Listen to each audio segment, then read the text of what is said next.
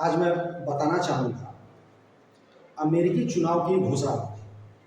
चुनाव हुआ, रिजल्ट भी है, जिसमें प्रत्याशी थे डोनाल्ड ट्रंप और कमला हैरिस। अब ये देखना जरूरी है या ये समझना जरूरी है कि दोनों विश्व के राजनीति के लिए महत्वपूर्ण कौन है। तो डोनाल्ड ट्रंप का भी हम लोग देख चुके हैं और जो बाइडेन का भी देख चुके हैं। जो बाइडेन की जो भी नीति है, जो बाइडेन की नीति युद्ध को इम्प्रूव करना या युद्ध को बढ़ावा देने वाली नीति रही है, जो विश्व की राजनीति के लिए या विश्व की स्थिरता के लिए बहुत ही घातक है। और वहीं पर डोनाल्ड ट्रंप साहब जो हैं, इनकी नीति हमेशा से ये रही है कि कभी भी युद्ध को बढ़ावा न दिया जाए।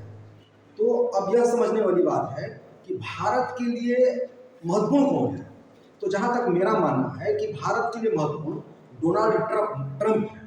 इसलिए डोनाल्ड ट्रंप महत्वपूर्ण हो जाते हैं क्योंकि बांग्लादेश में हिंदुओं के प्रति जो हिंसा का भाव उपज रहा है और हिंदुओं का कत्लेआम हो रहा है, हिंदुओं के मतलब हिंदू मत बोलिए, अल्पसंख्यक बोलिए, वहाँ के अल्पसंख्यकों के साथ जो भी व्यवहार हो रहा है वो काफ़ी निंदनीय है। लेकिन अमेरिका के राष्ट्रपति जो बाइडेन कभी भी इसकी निंदा नहीं की, या अमेरिका के जो बाइडेन के पार्टी की तरफ से जो प्रत्याशी है कमला हैरिस, उन्होंने भी इसकी निंदा नहीं की।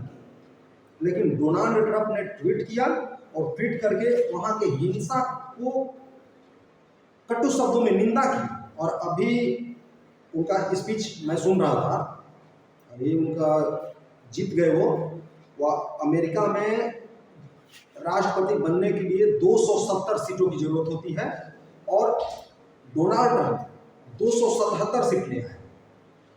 कमला हैरिस 215 या 16 ऐसा कुछ ले आई हैं, लेकिन 277 डोनाल्ड ट्रंप का है।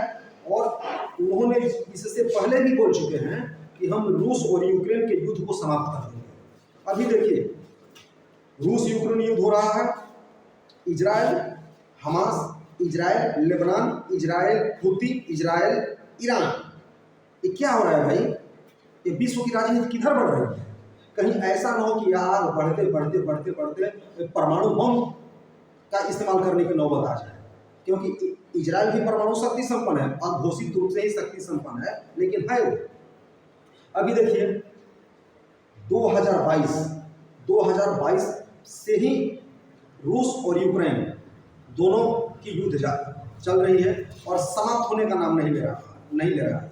और दोनों तरफ से कम लाखों सैनिक मारे गए।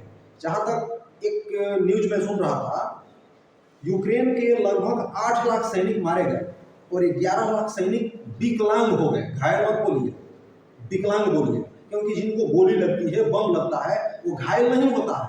गोली लगेगा हाथ उड़ जाएगा, बम लगेगा ये पैर उड़ जाएगा, तो वो विकलांग है। और ऐसी ही स्थिति रूस के साथ है।